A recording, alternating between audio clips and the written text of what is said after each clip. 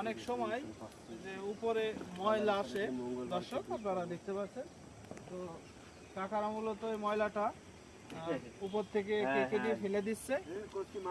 সম্পূর্ণভাবে যতটুকু 100% খাঁটিভাবে গুড়টা উৎপাদন করা যায় সেই চেষ্টাই মূলত ওনারা করে যাচ্ছে। পাশাপাশি দেখতে পাচ্ছেন আপনারা যে এই পাশে হচ্ছে পাটালির জন্য, যেহেতু এই পাশে গুড় উৎপাদনের প্রচেষ্টা এখানে মূলত পাটালির জন্য বেশ চমৎকার জায়গা তৈরি করা আছে। জায়গাটা খুব সুন্দরভাবে পরিষ্কার করা হচ্ছে, আপনারা দেখতে পাচ্ছেন। এখানে কতগুলোই আছে ভাই? 130টা, তাই তো? আচ্ছা আচ্ছা, 130টা মূলত বল আকারে তৈরি করা হয়েছে। পাশাপাশি যে আমার চারি সাইডে দেখতে পাচ্ছেন মূলত যে খেজুর গাছ কাটা হয়েছিল, ওই খেজুর গাছের জ্বালানি বা খড় দিয়েই বা ডালপালা দিয়েই রথ জ্বালানো হচ্ছে।